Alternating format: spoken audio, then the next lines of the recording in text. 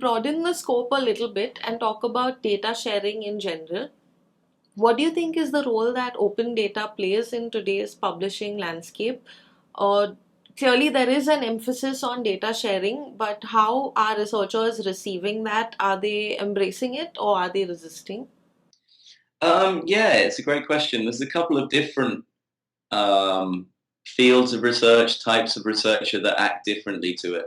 You get the academic who says, "No, not me. This is my data. You wouldn't know what to do with it. You do something wrong, and why should I share my data? I worked for it, right? So I should be able to get the benefits of it." And then you get some other people who say, this is for the good of community, the good of science and the ethical reasons behind it. We actually see a double peak of Figshare users, which is the early career researchers who know that they're in control of their data. So they could, like the people who grew up with Facebook, they know they can control the privacy on their data very easily. They can release things when they want to have credit for it and get impact for it, and keep things private when they want to keep things private.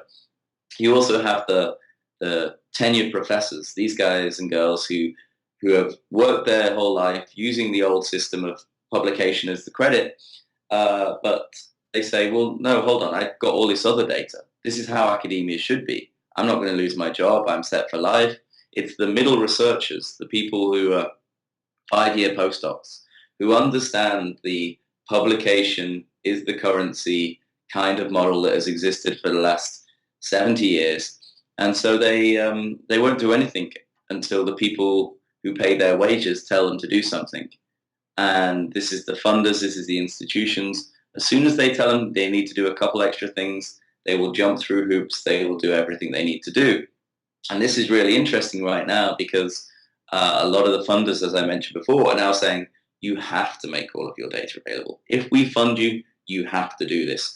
And so this is getting to the rest of these academics who may have been resistant in the past, but are now saying, well, if I have to do it, I'm going to do it in the place where I know it's the most discoverable and I can get the most credit for it. So if I'm going to be forced to do this, I'm going to do it in a way that benefits me the most.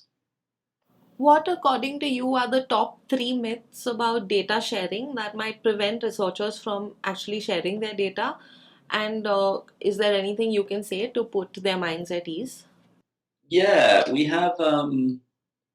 There's lots of different ones, really. We do surveys of our users trying to understand how people use the site. And we were shocked to hear how many people who said, we didn't know, I didn't know if I was allowed to do it. I didn't know if my PI would let me. I didn't know if my university had let me. I didn't know if my funder had let me.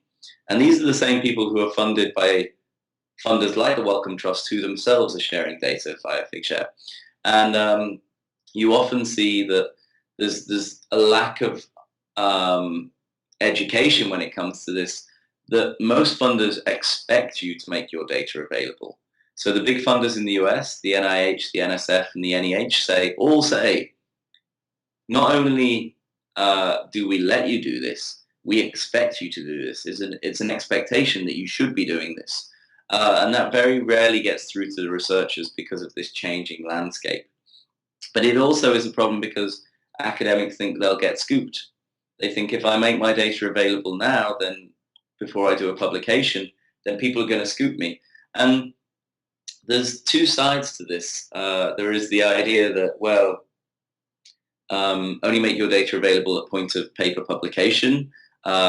Make your data available as a publication saying, this is my data and this is the thing that everyone's going to cite. So if you're scooping me, you've got to cite my data. I got there first.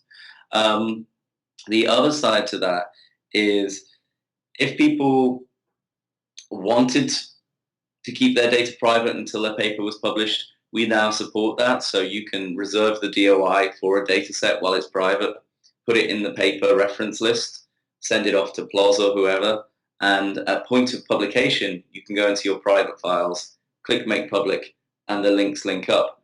And it's actually, we're seeing people who do make their data available are seeing the rewards already, because as opposed to getting scooped, there's actually strong evidence, there's papers published on this that say making all of the digital files available with the paper increases citations for that paper.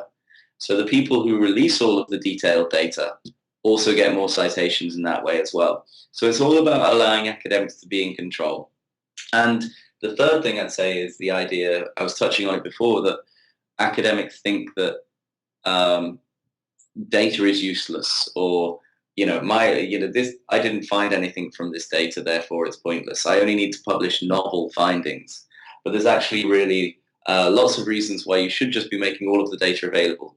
You might get more citations. One man's rubbish is another man's gold. You don't know how people are going to use the data, and we often see that people put stuff out and people use it from whole different fields where they're working on something similar but in a different field, so they're not reading the same papers, and they're finding these breakthroughs by crossing across barriers between disciplines. So the idea that just because somebody thinks that their data is not that useful to other people, you don't know until other people make use of it. Speaking of busting myths, in the time that you've been doing this, have you actually come across cases where researchers have posted their data on Figshare and then complained about getting scooped, or about the fact that they didn't get a chance to see their data through to another publication, or it was misused by other people? Have you come across any instances like that? I'm not going to say that it's impossible, but in the 4 years we've been going, we haven't had a single case where anybody has been scooped because of the control settings. At the same time, we have had hundreds of cases where people have said, this is how it's benefited me, this is where I've had more impact, this is where I've got tenureship because of all of the extra open data things that I've been doing.